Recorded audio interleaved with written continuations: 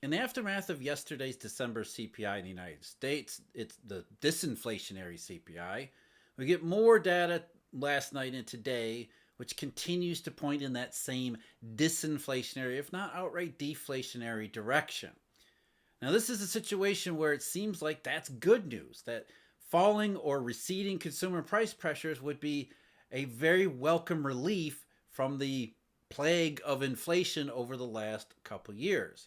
But this is one of those good news is actually bad news. But it's not one of those good news is actually bad news, which is good news situations like in the stock market, where bad economic news is translated to mean, oh, the Fed's going to stop hiking rates and maybe cut rates, and that's a good thing because it's not really a good thing.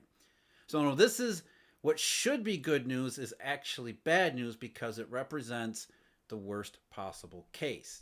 Number one, as with yesterday's consumer prices, as I said in the video detailing all that stuff yesterday, if you haven't seen that, check that out. Falling consumer prices are falling not because Jay Powell wants to slow down the economy, just enough to initiate a soft landing from red hot recovery to a more stable, less inflation-y type situation. That's not what we're seeing here. And the data is pretty conclusive about what it is that's going on. And as it continues to pile up, it points in those very same directions. So we're going to talk about trade. We're going to talk about prices. I talked about yesterday the markets and what the markets are pricing. So we're going to put the global macroeconomic background behind all these massive market inversions next. But first, I'm Jeff. This is Eurodollar University. Thank you very much for joining me. I really appreciate it. If you're interested, Eurodollar University memberships are available on our website where we have exclusive video content, question and answer videos, things like that where we really get into the background details, decoding curves, figuring out what we are missing in the monetary realm, all that kind of stuff. We also offer research subscriptions where we put this stuff into, first of all, a daily briefing. So what you need to know about what's going on in the world. That's a research bundle at Markets Insider Pro with a couple other really good investment related products there, as well as my own deep dive analysis at Eurodollar University, where we really do go deep into these topics and put them into the context of what's going on today and maybe what can tell us about what might happen tomorrow and beyond. All the information, eurodollar.university. So yesterday's CPI for December was the third straight which the markets took as confirming the supply shock case, the disinflation side of the predictable eventual supply shock. Today we got the University of Michigan's survey on consumers. I've talked about that before. Consumers are getting the same sense that everyone else's consumer price pressures are falling. Just briefly, the University of Michigan's 1 year expectation for consumer prices fell to 4.0% from, I believe, 4.4 in December. This is the January number. That's the lowest since April 2021. So consumers can see what's happening. The 5 year consumer price expectation, University of Michigan, stuck at 3%, where it's been really since the beginning here. Consumers never expected that consumer prices would get out of control and stay out of control. They always expected that they would go up and come down, as I've said before. That matches market pricing and tips other parts of the treasury market, which have all said whatever happens in the short run, the consumer prices, it was going to be transitory. Yesterday's December CPI continued to make that case. Today, I think even more important than the CPI in one respect, the BLS, the same folks who put together the CPI, they published their import and export price indexes. So import prices rose 0.42% month over month, which was up 3.5% year over year. That's up a little bit from last month in the year over year, obviously for 0.42% month over month, largely due to rising natural gas prices, not really an increase in demand. And really, the one that we want to focus on here is U.S. export prices. U.S. export prices, they crashed. They collapsed by 2.64% month over month. So that was just December from November. And export prices have been down consistently, as have import prices since June. So in the global trade arena, especially where it intersects with the United States and US demand, prices have been falling pretty steadily, especially export prices, and import prices up until this month or December. Prices have been falling since June. There we see this again. A sharp response in price pressures based on a macroeconomic circumstance that has nothing to do with the Fed. And the fact that export prices from the United States are falling at such a sustained and heavy rate, they're actually down 9.2% since June. So, but it's not just about the US. That's what we're saying. Export prices, goods that are being sold, goods that are made here and then sold around the rest of the world. And a lot of what the U.S. exports is agriculture, and agricultural prices did fall from the U.S. export part of the index. They were down 2.4% month over month in December. But it wasn't just agricultural prices. It was the prices of everything, especially non-agricultural prices, which fell 2.7% month over month in December. So major drops in export prices, which tell us what? That demand in the US, we already knew that was weak, but its demand around the rest of the world is coincidentally also falling off too, which isn't going to be Fed rate hikes. That's got to be something else. So we have US CPI, consumer prices going down since June, which is a reflection of US demand softening, which we see in import prices except for December's natural gas. But it's also weakening demand around the rest of the world. Export prices falling, as are trade numbers, and as well as trade projections, which is the stuff we're going to get into. Let's do the trade numbers first. So U.S. exports, demand weak from the rest of the world.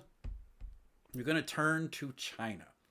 Because last night or early this morning, China time, the Chinese reported, the General Administration of Customs there reported their own trade statistics, not prices, this time actual values of trade into and out of China.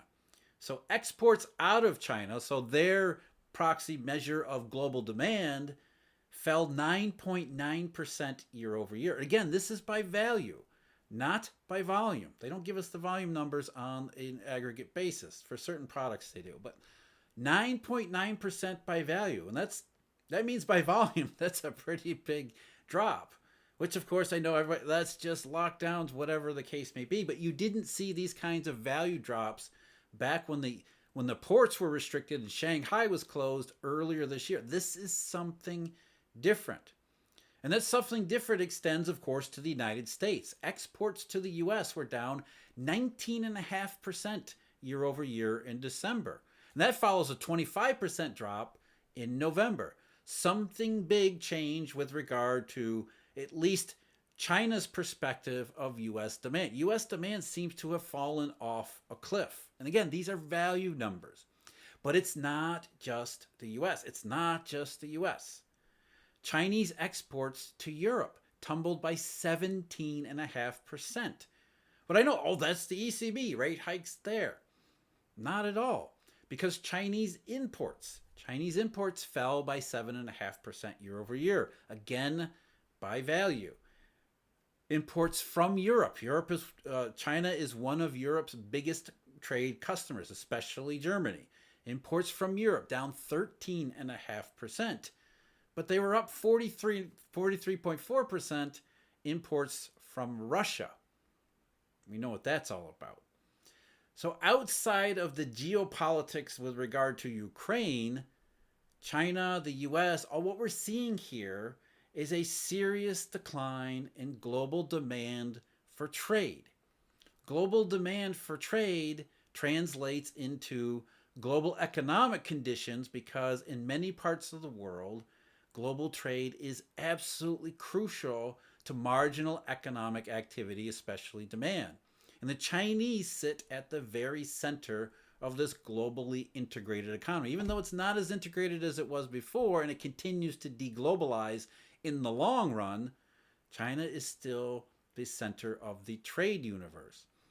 And what the Chinese are telling us through these statistics, as well as what we can see from our own statistics, on top of Europe, South America, and everybody else, is that global trade is beginning to suffer.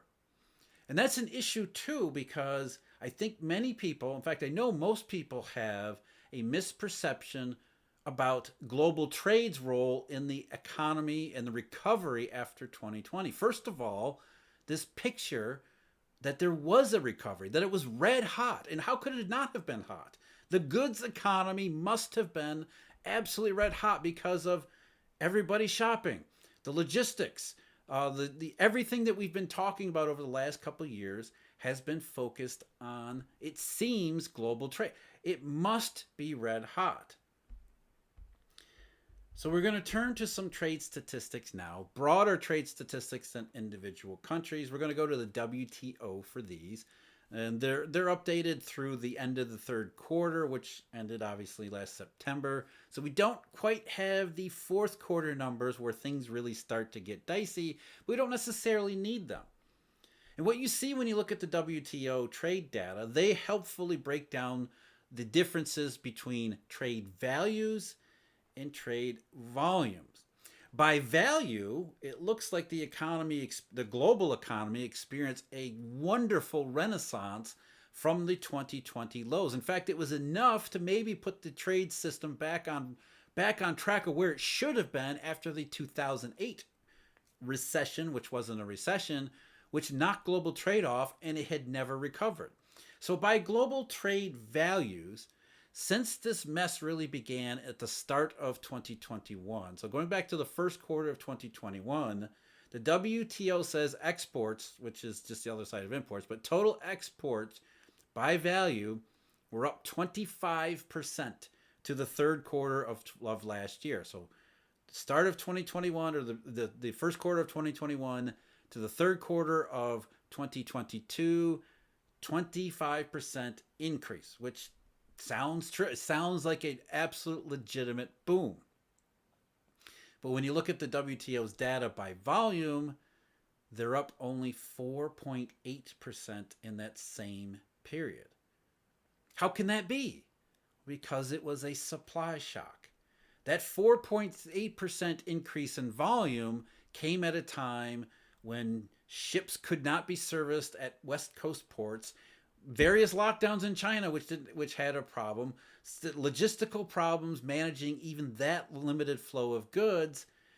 When you look at the volume statistics, what you really see is that not only did the global economy never really recover following 2020, that 2020 recession simply came after the 2018-2019 recession.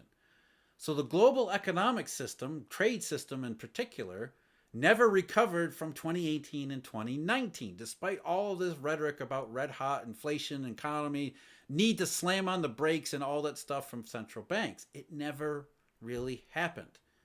A minimal amount of volume increase was too much for restricted supply to handle, which simple economics shows us can only be reconciled by a wild increase in prices.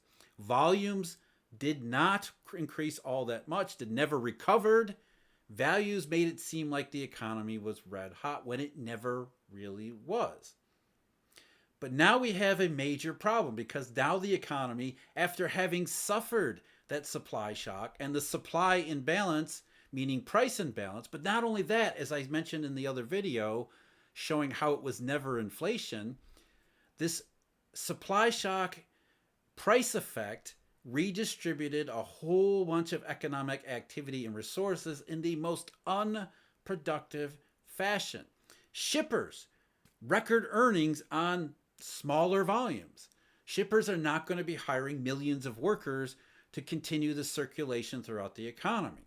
We talked about oil prices. We talked about Amazon.com, foreign overseas. Even those who have benefited from this redistribution and imbalance embedded in the supply shock, they're now saying things are reversing, because at some point the economy was going to reach its maximum limit where it could not handle those price imbalances. And they are imbalances, not inflation. Lower volume, more prices, less actual recovery. It's a recipe for recession, not the 1970s.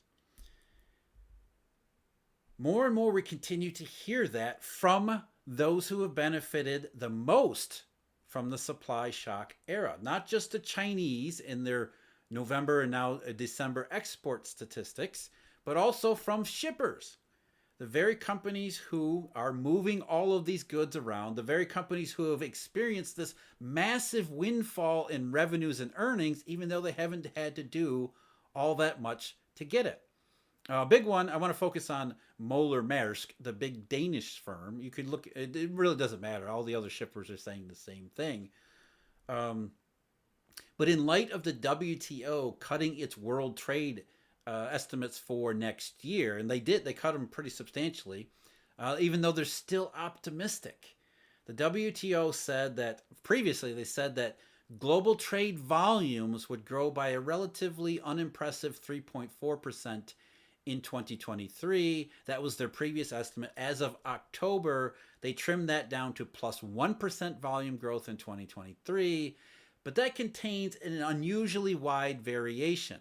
What they're saying is volumes could grow as much as 4.6% if everything goes right, but they also might fall 2.8% if things go wrong, if things go more wrong than these econometric models anticipate currently, which, as we talked about with the World Bank's estimates and the IMF previously, these people are always over optimistic.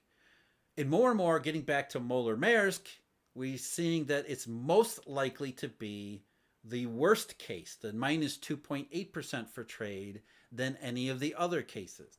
Moller Maersk said in their corporate earnings report at the beginning of November, so even before the stuff in November, December, ocean freight rates, which have driven the exceptional results we have delivered in 2022, remember the windfall, we're again up both year on year and compared to the second quarter. However, it is clear that freight rates have peaked and started to normalize during the quarter, driven by both decreasing demand and easing of supply chain congestion. So the end of the supply shock in both demand as well as supply.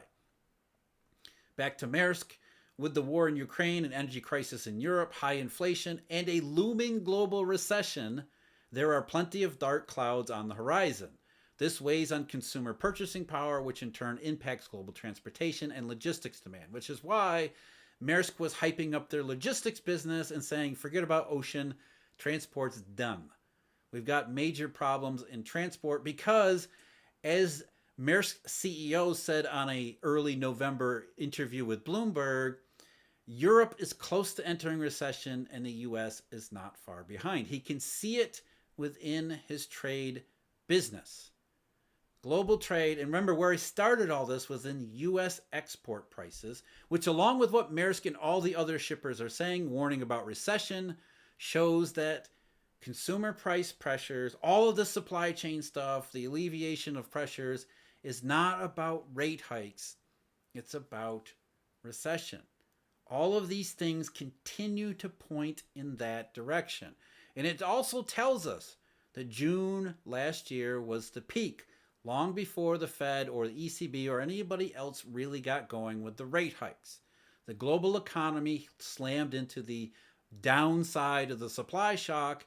And now we're starting to see this weakness develop because it never was a recovery to begin with. And global trade is an important bellwether for the global economic condition because in many places, it's all about trade. Trade is an important indication for not just prices. I'm Jeff. This is Eurodollar University. Thank you very much for joining me. As always, huge thank you to Eurodollar University members, as well as all the Eurodollar University and Markets Insider Pro research subscriber. I really do appreciate all that. And until next time, take care.